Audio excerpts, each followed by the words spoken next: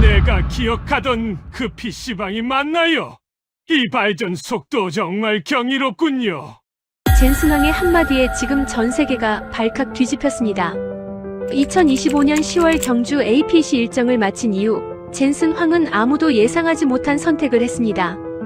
그는 경호 인원을 최소화하고 오래전 기억 속에 남아있는 한국 PC방을 다시 보기 위해 경주의 한 PC방으로 조용히 들어갔습니다. 하지만 이번 방문에서 그가 마주한 건 과거의 기억과 완전히 다른 모습이었습니다. 젠슨 황이 다시 한국에 왔을 때 눈앞에 펼쳐진 PC방은 그가 알고 있던 시대와 차원이 다른 모습이었습니다. 고요함과 세련된 자동 시스템, 그리고 압도적인 기술의 조화. 그는 엔비디아가 성장할 수 있었던 이유를 다시 확인했습니다. 젠슨 황의 방문 이후 전 세계가 한국을 연구하고 다시 보기 시작했습니다. 지금부터 그 숨겨진 이야기를 시작하겠습니다. 시작에 앞서 좋아요, 구독 눌러주시면 감사하겠습니다. 안녕하세요. 저는 올해 42살 마이클 코먼입니다. 샌프란시스코에 있는 테크 전문 매체에서 15년째 기자로 일하고 있어요. 제 전문 분야는 반도체와 하드웨어 산업입니다. 지난 2025년 11월 경주에서 열린 아시아 태평양 경제협력체 젠슨 황이 연설을 하기 위해 단상에 올랐어요. 그는 평소처럼 검은색 가죽 재킷을 입고 있었습니다. 질의응답 시간에 한 기자가 물었어요. 엔비디아의 성공 요인이 무엇이냐고요? 젠슨 황의 대답은 예상 밖이었습니다. 그는 한국 이야기를 꺼냈어요. 한국의 PC방 문화와 e스포츠가 엔비디아 성장에 결정적 역할을 했다고 말했죠. 2000년대 초반부터 한국 게이머들이 고성능 그래픽카드 수요를 만들어냈고 그 덕분에 엔비디아가 기술 개발을 지속할 수 있었다는 설명이었습니다.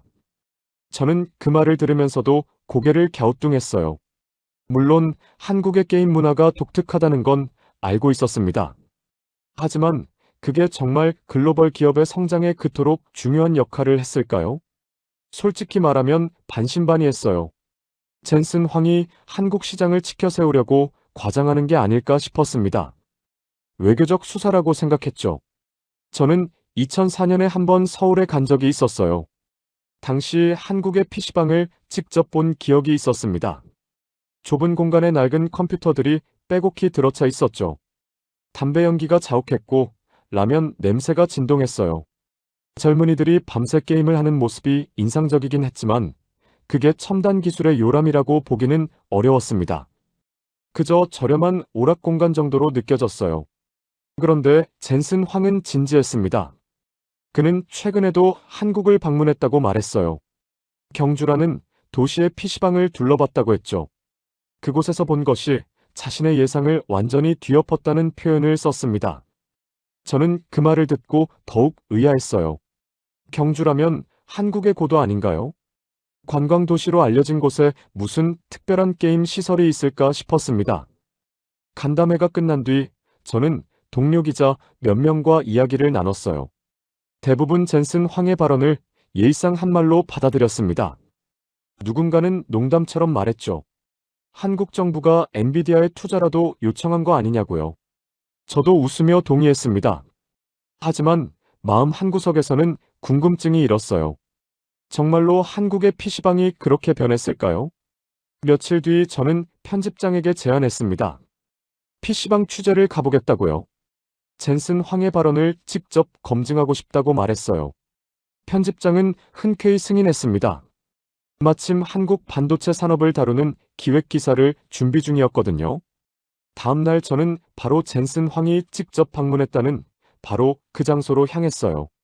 시내 중심가에서 그리 멀지 않은 곳에 그 PC방이 있었습니다. 건물 외관은 평범했어요. 3층짜리 상가 건물의 2층과 3층을 쓰고 있었죠. 간판도 화려하지 않았습니다. 저는 별 기대 없이 입구로 들어섰어요. 그런데 문을 열고 들어서는 순간 제 생각이 바뀌기 시작했습니다. 로비부터 달랐어요. 고급 호텔 로비처럼 넓고 깨끗했죠. 은은한 조명이 공간을 감싸고 있었습니다. 바닥은 대리석이었고 벽면에는 최신 게임 포스터들이 깔끔하게 전시돼 있었어요. 직원이 다가와 정중하게 인사했습니다. 저는 2시간 이용권을 끊었어요. 2층 메인 홀로 올라갔습니다. 그곳에서 본 광경은 제 기억 속 PC방과는 완전히 달랐어요. 천장이 높았고 공간이 넓었습니다. 각 좌석마다 충분한 간격이 확보돼 있었죠. 의자는 고급 게이밍 체어였어요. 모니터는 최소 32인치 이상으로 보였고 곡면 디스플레이였습니다. 키보드와 마우스도 전문가용 장비였죠. 저는 제자리에 앉아 컴퓨터를 켰습니다. 부팅 속도가 놀라웠어요. 몇 초 만에 모든 프로그램이 실행됐죠. 사양을 확인해 봤습니다. 최신형 인텔 프로세서와 엔비디아 지포스 RTX 4090 그래픽 카드가 장착돼 있었어요. 메모리는 64GB였습니다. 이 정도면 웬만한 전문 작업도 가능한 수준이었죠. 주변을 둘러봤어요. 이용객들은 조용히 각자의 게임에 집중하고 있었습니다. 고함을 지르거나 시끄럽게 떠드는 사람은 없었어요. 담배 냄새는 전혀 나지 않았습니다. 오히려 은은한 공기청정기 냄새가 났죠. 천장에는 대형 환풍구가 여러 개 보였어요. 공조 시스템이 완벽하게 작동하고 있었습니다. 1시간쯤 지났을 때 배가 고파졌어요. 좌석 옆에 비치된 태블릿으로 메뉴를 확인했습니다. 놀라웠어요. 면이나 김밥 같은 간단한 음식만 있을 거라 예상했는데 실제로는 달랐죠. 파스타, 스테이크, 돈부리, 샐러드까지 다양한 메뉴가 있었습니다. 가격도 합리적이었어요. 저는 치킨 샐러드를 주문했습니다. 10분 뒤 직원이 음식을 가져왔어요. 플라스틱 그릇이 아니라 제대로 된 접시에 담겨 있었습니다. 샐러드는 신선했고 치킨은 따뜻했어요. 양도 충분했죠. 저는 게임을 하면서 식사를 했습니다. 키보드에 기름이 묻지 않도록 냅킨과 물티슈가 함께 제공됐어요. 그때 입구 쪽이 소란스러워졌습니다. 저는 고개를 돌렸어요. 몇 명의 사람들이 들어오고 있었죠. 그중 한 명이 눈에 익었습니다. 검은색 가죽 재킷을 입은 남자였어요.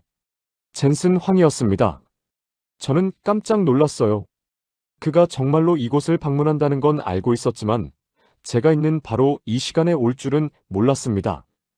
젠슨 황은 직원의 안내를 받으며 천천히 홀을 둘러봤어요. 그의 표정이 인상적이었습니다. 놀라움과 감탄이 뒤섞인 얼굴이었죠. 그는 몇몇 좌석 앞에 멈춰서서 모니터를 자세히 들여다봤어요. 키보드를 만져보기도 했습니다. 한 이용객에게 말을 걸었죠. 젊은 남성이었는데 정중하게 대답했습니다. 저는 조용히 그 장면을 지켜봤어요. 젠슨 황이 컴퓨터 본체를 열어보고 싶다는 제스처를 취했습니다. 직원이 빈 좌석으로 안내했고 케이스를 열었어요. 젠슨 황은 내부를 들여다보며 고개를 끄덕였습니다. 그의 눈이 커졌어요. 감탄하는 표정이 역력했죠. 그는 동행한 사람들과 몇 마디 나눴습니다. 영어였지만 거리가 멀어서 정확히 듣지는 못했어요. 하지만 그의 몸짓과 표정만으로도 충분히 알 수 있었습니다. 그는 진심으로 놀라고 있었어요. 이곳의 시설과 분위기가 자신의 예상을 뛰어넘었다는 걸 온몸으로 표현하고 있었죠. 젠슨 황 일행은 3층으로 올라갔습니다. 저도 슬쩍 따라갔어요. 3층은 프리미엄 공간이었습니다. 개인 부스처럼 구획이 나뉘어 있었고 각 공간마다 더 큰 모니터와 고급 음향 시스템이 갖춰져 있었어요. 방음 처리도 돼 있었죠. 젠슨 황은 한 부스 안에 들어가 의자에 앉아봤습니다. 마우스를 움직이고 키보드를 쳐봤어요. 그리고 다시 한번 크게 고개를 끄덕였습니다. 10여 분 뒤 젠슨 황은 건물을 나갔어요. 저는 다시 제자리로 돌아왔습니다. 하지만 게임에 집중할 수 없었어요. 머릿속이 복잡했죠. 이곳은 분명 제가 2004년에 봤던 PC방과는 차원이 달랐습니다. 단순히 시설이 좋아진 정도가 아니었어요. 이곳은 하나의 완성된 시스템이었습니다. 좌석 배치부터 환기, 조명, 음식 서비스, 장비 관리까지 모든 것이 치밀하게 설계돼 있었어요. 이용객들의 편의를 최우선으로 고려한 흔적이 역력했습니다. 그리고 무엇보다 놀라운 건 이 모든 게 경주라는 중소도시의 평범한 상가 건물 안에 있다는 사실이었죠. 저는 직원에게 몇 가지 질문을 했습니다. 이 PC방이 언제 문을 열었느냐고 물었어요. 직원은 5년 전이라고 답했습니다. 처음부터 이런 수준이었느냐고 다시 물었죠. 그는 고개를 저었어요. 처음에는 평범한 PC방이었다고 했습니다. 하지만 이용객들의 요구와 시장 변화에 맞춰 지속적으로 업그레이드했다고 설명했어요. 장비는 얼마나 자주 교체하느냐고 물었습니다. 직원은 1년에서 1년 반 주기로 주요 부품을 바꾼다고 말했어요. 그래픽카드는 신제품이 나올 때마다 검토한다고 했죠.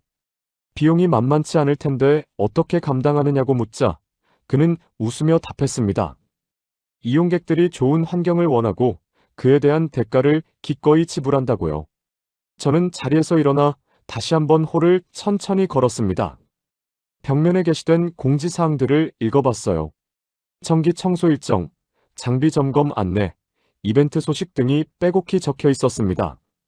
이용객들의 건의사항을 받는 게시판도 있었죠. 그곳에는 실제로 여러 글이 올라와 있었고 운영진의 답변도 정성스럽게 달려 있었어요. 화장실도 확인했습니다. 깨끗했어요. 비누와 휴지가 넉넉히 비치돼 있었고 손 건조기도 최신형이었죠. 거울은 깨끗하게 닦여 있었고 조명도 밝았습니다. 이 모든 것이 단순히 돈을 들여서 만든 게 아니라 누군가의 세심한 관리가 지속적으로 이루어지고 있다는 걸 보여줬어요. 저는 다시 제 좌석으로 돌아와 앉았습니다. 모니터를 바라보며 생각에 잠겼어요. 이 공간은 단순한 오락시설이 아니었습니다. 이곳은 기술과 서비스, 문화가 결합된 하나의 생태계였어요. 게이머들은 여기서 최고의 장비로 게임을 즐겼고 운영자는 그들의 경험을 극대화하기 위해 끊임없이 투자했죠. 그리고 그 과정에서 엔비디아 같은 하드웨어 기업은 안정적인 수요와 피드백을 얻었을 겁니다. 젠슨 황의 말이 이해되기 시작했어요. 한국의 PC방이 엔비디아 성장에 기여했다는 건 단순한 외교적 수사가 아니었습니다. 이곳은 실제로 고성능 그래픽카드의 필요성을 증명하는 현장이었어요. 수백만 명의 게이머가 날마다 최신 게임을 고사양 환경에서 즐기고 있었죠. 이만큼 안정적이고 지속적인 수요가 어디 있겠습니까? 하지만 여전히 의문은 남았습니다. 이 모든 게 어떻게 가능했을까요? 왜 한국이었을까요? 왜 이곳의 PC방들은 이토록 높은 수준을 유지할 수 있었을까요? 저는 아직 확신하지 못했어요. 이 발전이 단순히 시설과 장비의 문제인지 아니면 그 이면에 더 깊은 이유가 있는지 알 수 없었습니다. 저는 PC방을 나섰습니다. 경주 시내의 저녁 거리를 걸으며 생각했어요. 이곳에서 본 변화의 진짜 이유를 반드시 더 확인해야 한다고요. 시설만으로는 설명되지 않는 무언가가 분명히 있을 거라고요. 저는 다음날 일정을 머릿속으로 정리하기 시작했습니다. 다음날 아침 저는 서울행 고속버스에 올랐습니다. 경주에서 본 것만으로는 충분하지 않았어요. 그 발전이 경주만의 특수한 사례인지 아니면 한국 전역의 보편적 현상인지 확인하고 싶었죠. 젠슨 황의 발언을 제대로 검증하려면 더 많은 현장을 봐야 했습니다. 버스 안에서 저는 노트북을 꺼내 전날 찍은 사진들을 다시 봤어요. 경주 PC방의 시설들이었죠. 사진으로 보니 더 선명하게 느껴졌습니다.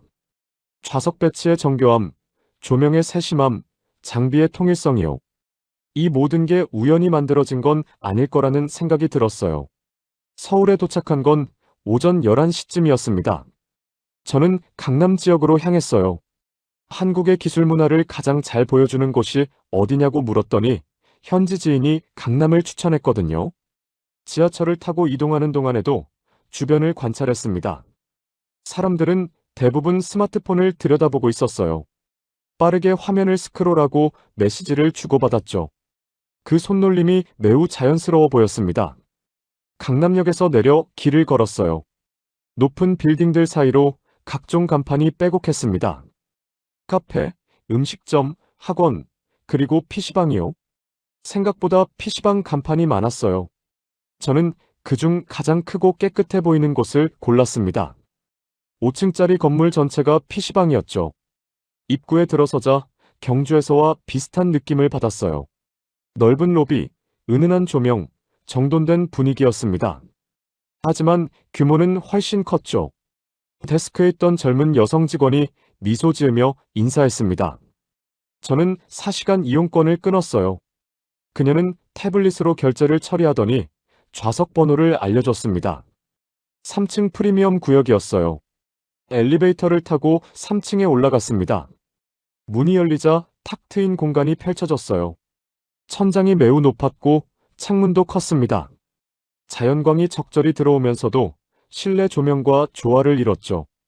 좌석은 100여 개쯤 돼 보였습니다. 각 좌석 사이에는 충분한 간격이 있었고 칸막이도 적당한 높이로 설치돼 있었어요. 제자리를 찾아갔습니다. 의자에 앉자마자 편안함이 느껴졌어요. 요추를 지지해주는 쿠션이 있었고 팔걸이 높이도 조절 가능했죠. 모니터는 32인치 곡면형이었습니다. 화면을 켜자 선명한 색감이 눈에 들어왔어요. 키보드는 기계식이었고 마우스는 무선이었습니다. 헤드셋도 비치돼 있었죠. 컴퓨터를 부팅했어요. 속도가 매우 빨랐습니다. 바탕화면이 뜨자마자 각종 게임 아이콘들이 정렬돼 있었어요. 저는 사양을 확인했습니다. 최신 프로세서와 엔비디아 치포스 RTX 4090Ti 그래픽 카드였죠. 램은 64GB, 저장 장치는 2TB NVMe 방식 SSD였습니다. 이 정도면 어떤 게임도 최고 옵션으로 실행할 수 있는 수준이었어요. 주변을 둘러봤습니다. 이용객들은 대부분 20대에서 30대로 보였어요. 몇몇은 학생처럼 보였고 몇몇은 직장인 같았습니다. 모두 조용히 자기 화면에 집중하고 있었죠. 키보드 소리와 마우스 클릭 소리만 간간히 들렸어요. 누구도 큰 소리로 말하거나 웃지 않았습니다. 헤드셋을 쓴 사람들이 대부분이었죠. 1시간쯤 게임을 하다가 배가 고파졌습니다. 좌석 옆 태블릿을 켰어요. 메뉴판이 나타났습니다. 경주에서 본 것보다 더 다양했어요. 한식, 양식, 중식, 일식까지 구분돼 있었죠. 각 메뉴마다 사진과 상세 설명이 있었습니다. 가격은 일반 음식점과 비슷하거나 약간 저렴했어요. 저는 돈가스 덮밥을 주문했습니다. 15분 뒤 직원이 음식을 가져왔어요. 트레이에 담긴 모습이 깔끔했습니다. 돈가스 덮밥은 따뜻했고 양도 넉넉했어요. 함께 나온 미소시루와 샐러드도 신선했죠. 저는 게임을 멈추고 식사를 했습니다. 맛이 나쁘지 않았어요. 음식점에서 먹는 것과 큰 차이가 없었습니다. 식사를 마치고 다시 주변을 관찰했어요. 이번엔 좀 더 세심하게 봤습니다. 천장을 보니 환기구가 여러 개 보였어요. 공기가 계속 순환하고 있었죠. 냄새가 전혀 나지 않았습니다. 음식 냄새도 사람 냄새도요. 조명은 자연광과 비슷한 색온도로 설정돼 있었어요. 눈이 피로하지 않았습니다. 벽면에는 대형 모니터가 몇 개 걸려 있었어요. 각 모니터에는 실시간 게임 중계가 나오고 있었습니다. 프로게이머들의 경기였죠. 몇몇 이용객이 그쪽을 가끔 쳐다봤어요. 하지만 오래 보지는 않았습니다. 자기 게임에 더 집중하고 있었죠. 2시간쯤 지났을 때 옆자리에 누군가 앉았습니다. 20대 중반으로 보이는 남성이었어요. 그는 자리에 앉자마자 익숙한 동작으로 컴퓨터를 켰습니다. 로그인하고 게임을 실행하는데 10초도 걸리지 않았어요. 마우스와 키보드를 다루는 손놀림이 매우 빨랐습니다. 설정을 조정하고 음량을 확인하고 헤드셋을 쓰는 모든 과정이 자동화된 것처럼 자연스러웠죠. 저는 그 모습을 지켜보며 생각했어요. 이 사람은 이곳에 자주 오는 게 분명했습니다. 모든 동작이 몸에 배어 있었거든요. 그런데 특이한 건 그가 특별히 능숙해 보이지 않았다는 점이었어요. 주변의 다른 이용객들도 비슷했습니다. 모두가 이 정도로 익숙했죠. 이건 개인의 특성이 아니라 집단의 특성이었습니다. 저는 자리에서 일어나 천천히 홀을 걸었어요. 각 좌석을 스쳐 지나가며 사람들의 모습을 봤습니다. 누구는 슈팅 게임을 하고 있었고 누구는 전략 게임을 하고 있었어요. 몇몇은 영상 편집 프로그램을 실행하고 있었습니다. 한 젊은 여성은 3차원 모델링 작업을 하고 있었죠. PC방이 단순히 게임만 하는 곳이 아니었습니다. 4층으로 올라갔어요. 이곳은 단체 이용 공간이었습니다. 여러 개의 방으로 나뉘어 있었고 각 방마다 6개에서 10개 정도의 좌석이 있었어요. 한 방에서는 5명의 젊은이가 함께 게임을 하고 있었습니다. 서로 소리를 지르지 않고 조용히 대화하며 협력하고 있었죠. 방음이 잘 돼 있어서 복도에서는 거의 들리지 않았습니다. 5층은 VIP 구역이었어요. 출입이 제한돼 있었지만 직원에게 양해를 구하고 들어갔습니다. 이곳은 완전히 다른 공간이었죠. 각 좌석이 완전히 독립된 부스 형태였어요. 문이 있고 내부는 방음 처리가 돼 있었습니다. 의자는 고급 안마 기능이 있는 게이밍 체어였고 모니터는 40인치 이상으로 보였어요. 심지어 작은 냉장고까지 있었습니다. 한 부스 안을 들여다봤어요. 30대로 보이는 남성이 게임을 하고 있었습니다. 화면 속 그래픽이 놀라웠어요. 빛의 반사, 그림자의 표현, 캐릭터의 움직임 모두가 극도로 사실적이었죠. 이건 최고 사양이 아니면 불가능한 화질이었습니다. 그는 완전히 몰입해 있었어요. 주변을 의식하지 않고 게임 속 세계에만 집중하고 있었습니다. 저는 다시 3층으로 내려왔어요. 제자리에 앉아 생각을 정리했습니다. 이곳은 단순한 오락시설이 아니었어요. 이곳은 기술을 체험하고 익히는 공간이었습니다. 한국 사람들은 여기서 최신 하드웨어를 자연스럽게 접했어요. 새로운 그래픽 카드가 나오면 이곳에서 먼저 경험했을 겁니다. 게임을 통해 기술의 발전을 체감했죠. 그리고 이건 단지 게임에만 국한된 게 아니었어요. 여기서 익힌 기술 감각은 일상으로 확장됐을 겁니다. 컴퓨터를 다루는 능력, 새로운 프로그램을 배우는 속도, 디지털 환경에 적응하는 유연성이요. PC방은 일종의 기술 교육 공간이었던 거죠.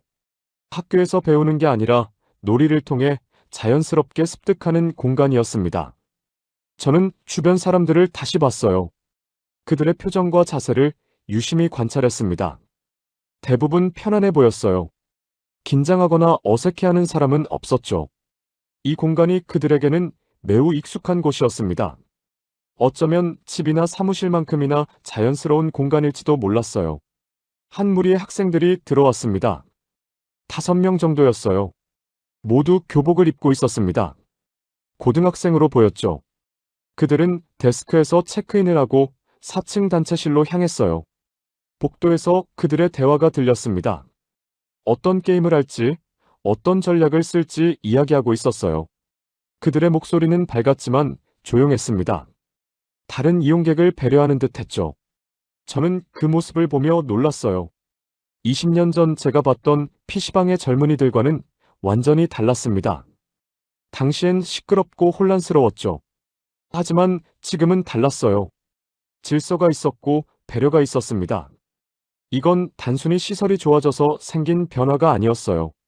문화가 바뀐 거였습니다. 3시간째 관찰을 계속했습니다. 사람들이 들어오고 나가는 모습을 봤어요. 어떤 사람은 1시간만 이용하고 나갔고 어떤 사람은 여러 시간 머물렀습니다. 하지만 모두가 자기 시간을 효율적으로 사용하고 있었어요. 게임을 하든 작업을 하든 목적이 분명해 보였습니다. 시간을 낭비하는 느낌이 아니었죠. 직원들의 움직임도 관찰했어요. 그들은 조용히 움직이며 필요한 곳에 적시에 나타났습니다. 음식을 나르고 쓰레기를 치우고 문제가 생긴 좌석을 점검했어요. 손님에게 불편을 주지 않으려고 조심스럽게 행동했죠. 이 모든 게 훈련된 것처럼 자연스러웠습니다. 저녁이 가까워지자 사람들이 더 많아졌어요. 퇴근 시간이 지나면서 직장인들이 들어오기 시작했습니다. 정장을 입은 사람도 있었고 캐주얼 차림의 사람도 있었어요. 그들은 자리에 앉자마자 넥타이를 풀고 게임을 시작했습니다. 스트레스를 푸는 것처럼 보였죠. 하지만 역시나 조용했습니다. 소리를 지르거나 흥분하는 사람은 없었어요. 저는 마침내 깨달았습니다. 한국의 PC방은 단순히 게임을 하는 곳이 아니었어요. 이곳은 기술과 문화가 만나는 접점이었습니다. 사람들은 여기서 최신 기술을 경험했고 그 경험이 쌓여 전체 사회의 기술 감각을 높였어요. 그리고 그 감각이 다시 더 나은 시설과 서비스를 요구했죠. 이 선순환이 20년 넘게 지속되면서 지금의 수준에 도달한 겁니다. 젠슨 황의 말이 완전히 이해됐어요. 엔비디아가 한국 PC방에 주목한 건 당연했습니다. 이곳은 그들의 제품을 가장 적극적으로 사용하는 현장이었거든요. 수백만 명의 게이머가 매일 고사양 그래픽카드를 몇 시간씩 사용했어요. 이만큼 안정적이고 방대한 수요가 어디 있겠습니까? 그리고 이용자들의 피드백도 즉각적이었을 겁니다. 새 제품이 나오면 바로 반응이 나타났을 테니까요. 하지만 여전히 궁금한 게 남았습니다. 이 문화는 어떻게 시작됐을까요? 왜 한국에서만 이런 형태로 발전했을까요? 다른 나라에도 PC방이 있지만 이 정도는 아니잖아요. 무엇이 한국을 다르게 만들었을까요? 저는 이 질문의 답을 반드시 찾아야 했습니다. 저는 PC방을 나섰어요. 강남 거리의 밤 풍경이 펼쳐졌습니다. 네온사인이 빛나고 사람들이 바쁘게 오갔죠. 저는 천천히 걸으며 생각했어요. 이 문화의 뿌리를 더 깊게 이해해야 한다고요. 시설과 기술만으로는 설명되지 않는 무언가가 분명히 있을 거라고요. 다음날 오전 저는 서울 시내의 한 게임 개발 스튜디오를 방문했습니다. PC방 문화의 뿌리를 이해하려면 게임 산업 현장을 직접 봐야 한다고 생각했어요. 현지 지인의 소개로 중견 게임 개발사의 프로듀서를 만날 수 있었죠. 그의 이름은 김준호였습니다. 30대 중반으로 보이는 남성이었어요. 김준호는 회의실에서 저를 맞이했습니다. 그는 한국 게임 산업과 PC방의 관계에 대해 설명해줬어요. 직접 인용하기보다는 제가 이해한 내용을 정리하자면 이랬습니다. 한국의 PC방은 단순한 소비 공간이 아니라 게임 산업의 테스트베드였다는 거예요. 새 게임이 나오면 PC방에서 먼저 반응이 나타났죠. 이용자들의 피드백이 즉각적으로 개발사에 전달됐고 그걸 바탕으로 게임을 수정하고 개선했다는 설명이었습니다. 그는 또한 한국 게이머들의 수준이 매우 높다고 말했어요. PC방에서 자란 세대가 게임을 보는 눈이 달랐다는 겁니다. 그래픽 품질, 반응 속도, 밸런스, 콘텐츠 깊이 등 모든 면에서 기준이 높았죠. 그래서 한국 시장에서 성공한 게임은 해외에서도 경쟁력이 있었다고 했습니다. PC방이 일종의 품질 검증 시스템 역할을 했다는 이야기였어요. 김준호와의 대화는 1시간가량 이어졌습니다. 그는 자신도 10대 때 PC방에서 게임을 배웠다고 했어요. 그곳에서 게임 디자인에 관심을 갖게 됐고 결국 이 일을 직업으로 삼았다고 했죠. 그의 이야기를 들으며 저는 PC방이 단지 놀이 공간이 아니라 인재를 키우는 공간이기도 했다는 걸 깨달았습니다. 스튜디오를 나온 뒤 저는 강남으로 다시 향했어요. 전날 방문했던 프리미엄 PC방으로 돌아갔습니다. 이번엔 다른 시각으로 보고 싶었어요. 단순히 시설을 보는 게 아니라 그 안의 구조와 의도를 읽고 싶었죠. 오후 2시쯤 도착했습니다. 평일 오후라 사람이 많지 않았어요. 저는 3층 프리미엄 구역으로 올라가 자리에 앉았습니다. 컴퓨터를 켜지 않고 주변을 천천히 관찰했어요. 먼저 조명을 봤습니다. 천장의 조명은 직접 눈에 들어오지 않도록 설계되어 있었어요. 간접 조명 방식이었죠. 빛이 천장과 벽면에 반사되면서 공간 전체를 부드럽게 밝혔습니다.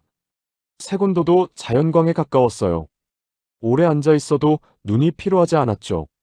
이건 우연이 아니었습니다. 누군가 의도적으로 설계한 거였어요. 다음은 음향이었습니다. PC방은 보통 시끄러울 거라 생각하기 쉽지만 이곳은 달랐어요. 천장과 벽면에 흡음재가 부착돼 있었습니다. 각 좌석의 칸막이도 소리를 차단하는 재질이었죠. 그래서 옆 사람의 키보드 소리가 거의 들리지 않았어요.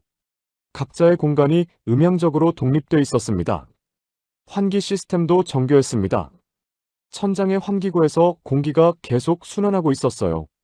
바람이 직접 몸에 닿지 않도록 설계돼 있었죠. 공기가 천천히 흐르면서 온도와 습도를 일정하게 유지했습니다. 어느 자리에 앉아도 쾌적했어요. 좌석 배치도 의미가 있었습니다. 각 좌석 사이의 간격이 충분했어요. 팔을 뻗어도 옆 사람과 부딪히지 않았죠. 칸막이 높이도 적절했습니다. 너무 높으면 답답하고 너무 낮으면 산만했을 텐데 딱 적당한 높이였어요. 개인의 집중력을 보호하면서도 공간의 개방감을 유지하는 균형이었습니다. 장비의 배치도 세심했어요. 모니터는 눈높이에 맞춰져 있었고 키보드와 마우스는 손이 자연스럽게 닿는 위치에 있었습니다. 케이블은 모두 정리돼 있어서 발에 걸리거나 시야를 방해하지 않았죠. 헤드셋은 모니터 옆 거치대에 깔끔하게 걸려 있었어요. 저는 1시간 동안 아무것도 하지 않고 그저 관찰만 했습니다. 사람들이 들어오고 나가는 모습을 봤어요. 대부분 혼자 왔습니다. 자리에 앉자마자 익숙한 동작으로 컴퓨터를 켰죠. 로그인하고 게임을 실행하는 과정이 자동화된 것처럼 빨랐어요. 한 20대 여성이 들어왔습니다. 그녀는 자리에 앉아 노트북을 꺼냈어요. PC방 컴퓨터 대신 자기 노트북을 사용하려는 것 같았습니다. 하지만 PC방의 큰 모니터를 보조화면으로 연결했죠. 듀얼 모니터 환경을 만든 겁니다. 그녀는 그래픽 디자인 작업을 시작했어요. PC방을 작업 공간으로 쓰고 있었습니다.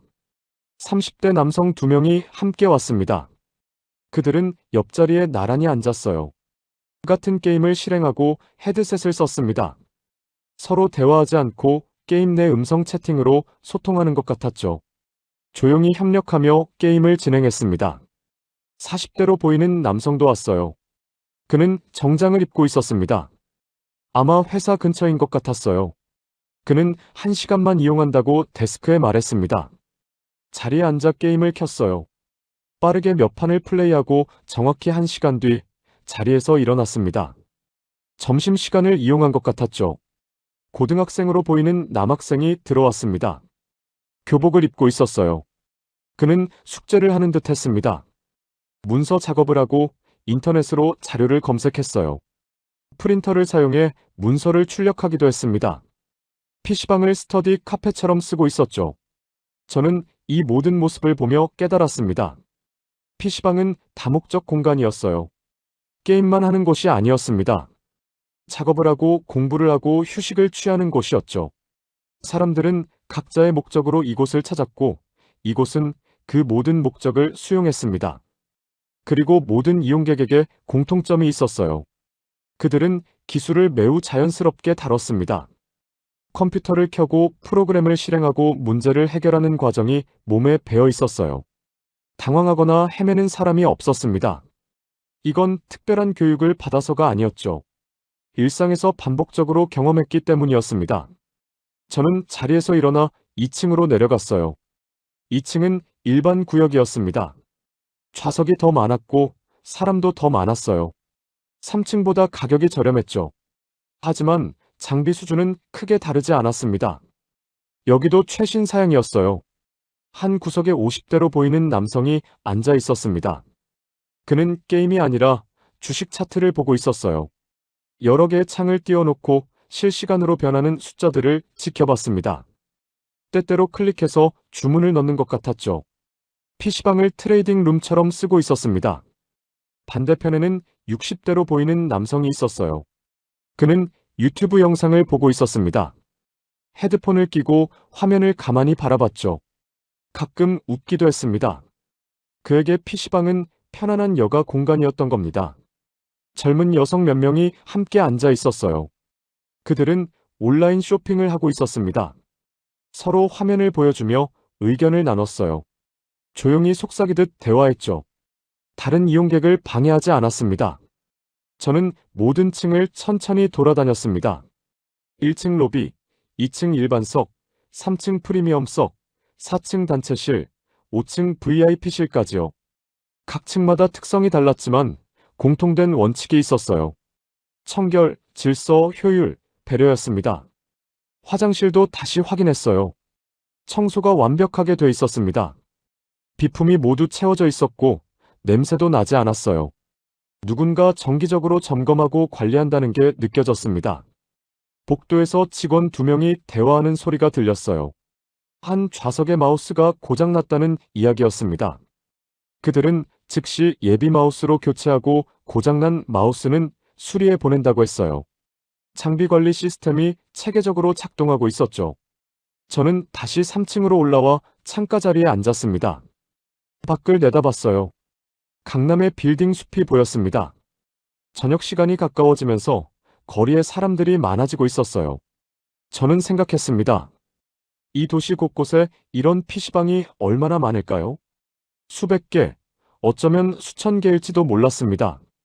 그리고 각 PC방마다 수십 대에서 수백 대의 고성능 컴퓨터가 있었어요. 모두 최신 그래픽카드를 장착하고 있었죠. 이 모든 장비가 매일 몇 시간씩 가동됐습니다. 엔비디아 입장에서 보면 이보다 더 이상적인 시장이 어디 있겠습니까? 하지만 중요한 건 단순한 수요의 규모가 아니었어요. 한국 PC방의 진짜 가치는 문화에 있었습니다. 사람들이 기술을 대하는 태도, 새로운 것을 받아들이는 속도, 높은 기준을 요구하는 자세요.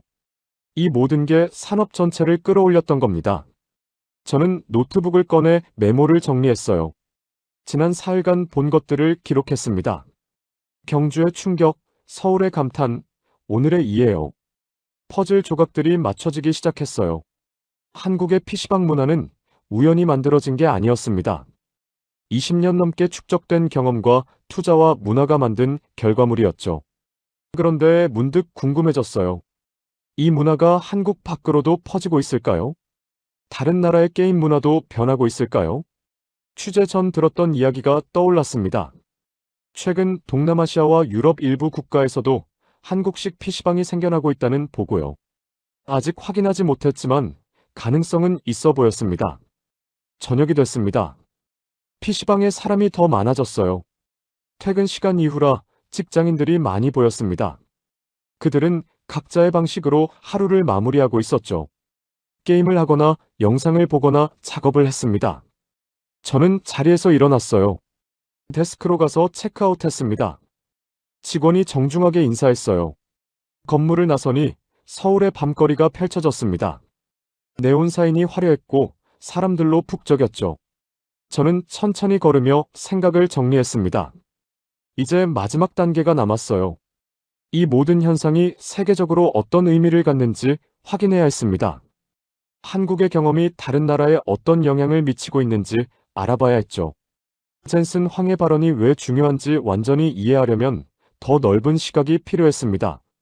저는 호텔로 돌아가며 내일 일정을 머릿속으로 그렸어요.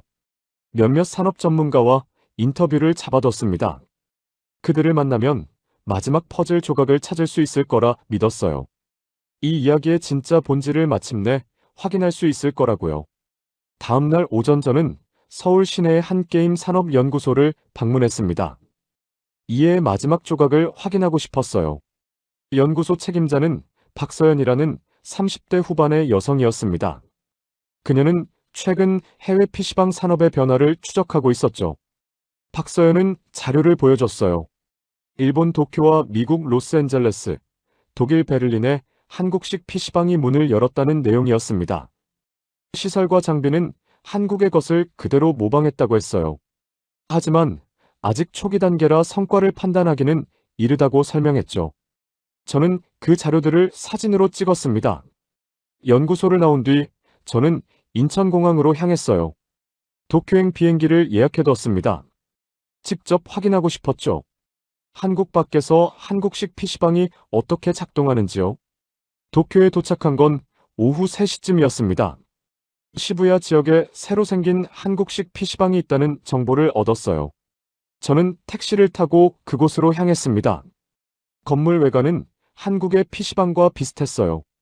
깔끔한 간판과 유리문이었죠. 안으로 들어가니 로비도 한국에서 본 것과 흡사했습니다. 직원이 일본어로 인사했어요. 저는 영어로 이용권을 끊었습니다. 2층으로 올라갔습니다. 좌석 배치와 장비 구성이 한국과 거의 같았어요. 곡면 모니터, 게이밍 체어, 최신 사양의 컴퓨터였죠. 조명과 환기 시스템도 비슷했습니다. 하지만 뭔가 달랐어요. 자리에 앉아 주변을 관찰했습니다. 이용객들은 대부분 20대로 보였어요. 그들도 조용히 게임에 집중하고 있었죠. 하지만 한국에서 느꼈던 그 자연스러움은 없었습니다. 사람들이 약간 어색해 보였어요. 새로운 공간에 적응하는 중인 것 같았죠. 1시간쯤 관찰했습니다. 직원들의 움직임도 한국만큼 매끄럽지 않았어요. 음식 서비스도 있었지만 메뉴가 제한적이었죠. 시스템은 갖춰졌지만 아직 문화로 자리 잡지 못한 느낌이었습니다. 저는 도쿄 PC방을 나왔어요. 거리를 걸으며 생각했습니다. 시설을 복사하는 건 가능하지만 문화를 복사하는 건 불가능하다는 걸요. 한국의 PC방은 20년 넘게 축적된 경험 위에 서 있었습니다. 사람들이 그 공간을 어떻게 사용하는지 몸으로 알고 있었죠. 도쿄의 PC방은 이제 시작일 뿐이었어요. 다음 날 저는 다시 서울로 돌아왔습니다. 비행기 안에서 지난 일주일을 돌아봤어요. 경주의 충격, 서울의 감탄, 도쿄의 대조요. 모든 경험이 하나의 그림으로 모이기 시작했습니다. 서울에 도착한 건 저녁 6시쯤이었어요. 저는 짐을 호텔에 두고 바로 강남으로 향했습니다. 처음 방문했던 그 프리미엄 PC방으로 다시 가고 싶었어요. 마지막으로 한 번 더 보고 싶었죠. PC방에 들어서니 익숙한 분위기가 반겼습니다. 3층으로 올라가 창가 자리에 앉았어요. 컴퓨터를 켜지 않고 그저 주변을 바라봤습니다. 저녁 시간이라 사람이 많았어요. 모든 좌석이 거의 찼습니다.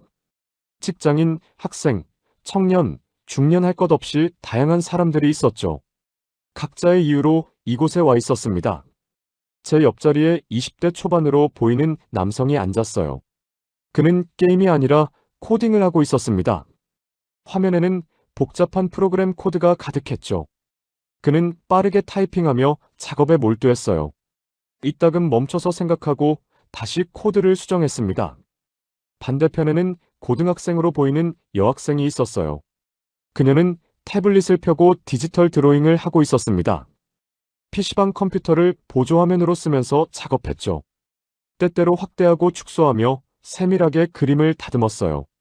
몇 자리 떨어진 곳에는 30대 여성이 앉아 있었습니다. 그녀는 영상 편집 프로그램을 실행하고 있었어요. 여러 클립을 배치하고 효과를 넣고 색 보정을 했죠. 전문가처럼 능숙하게 작업했습니다. 저는 조용히 그 모습들을 지켜봤어요. 누구도 서로를 방해하지 않았습니다. 각자의 세계에 집중하면서도 공간 전체의 질서를 유지했죠. 키보드 소리, 마우스 클릭 소리만 간간히 들렸어요. 1시간이 흘렀습니다. 해가 완전히 지고 밤이 됐어요. 창밖으로 서울의 야경이 보였습니다. 빌딩의 불빛들이 반짝이고 거리에는 여전히 사람들이 오갔죠. 저는 문득 깨달았습니다.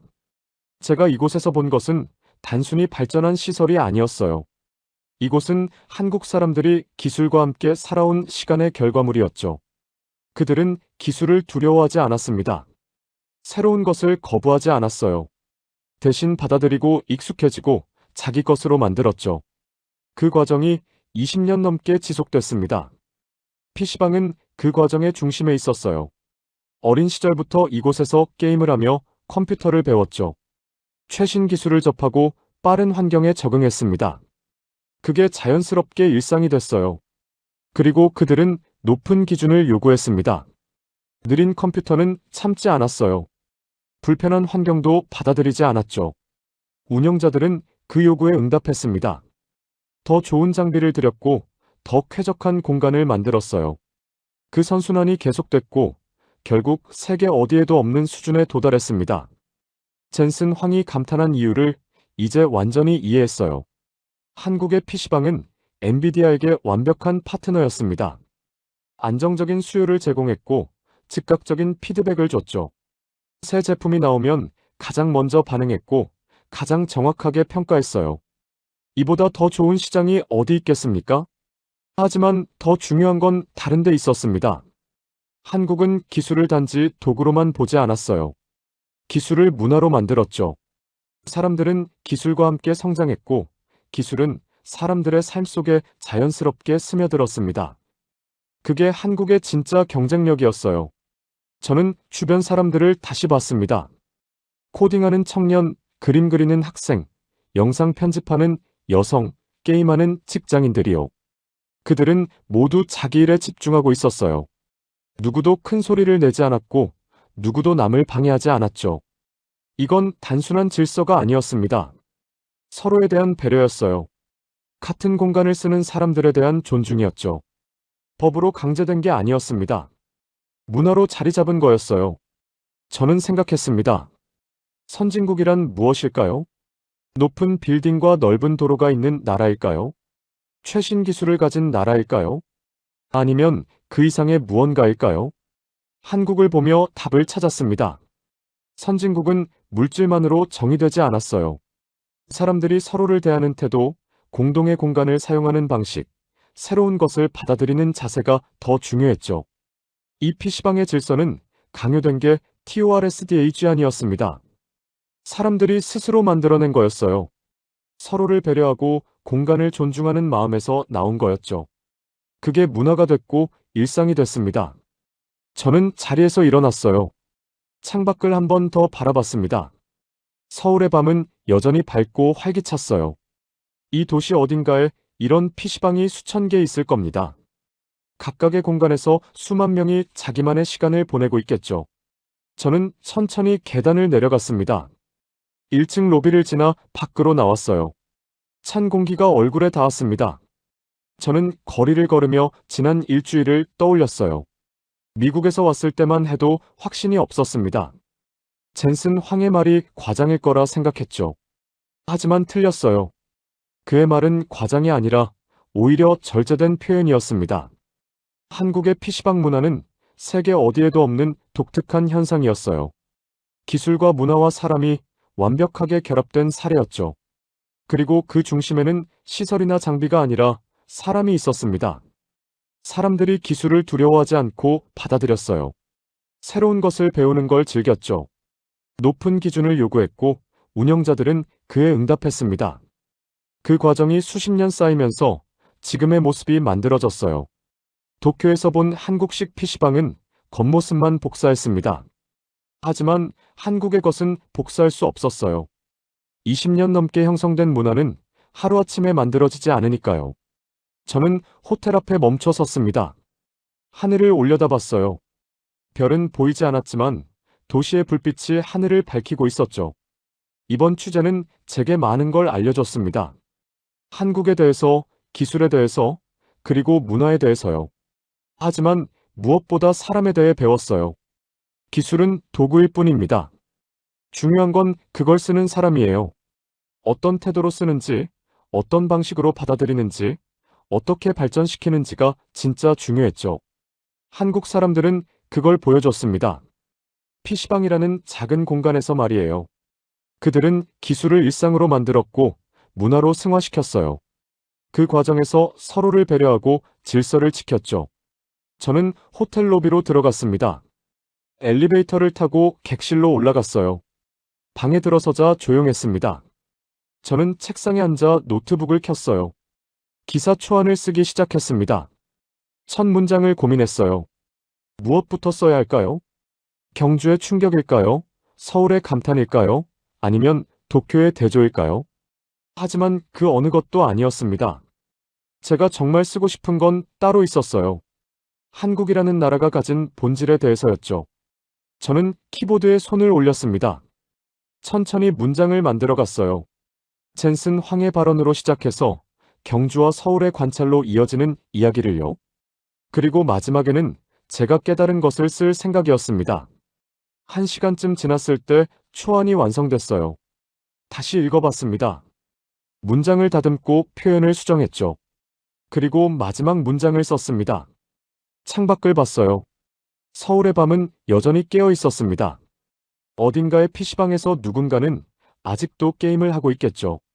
누군가는 작업을 하고 누군가는 공부를 하고 있을 겁니다. 저는 노트북을 덮었습니다. 침대에 누워 천장을 바라봤어요.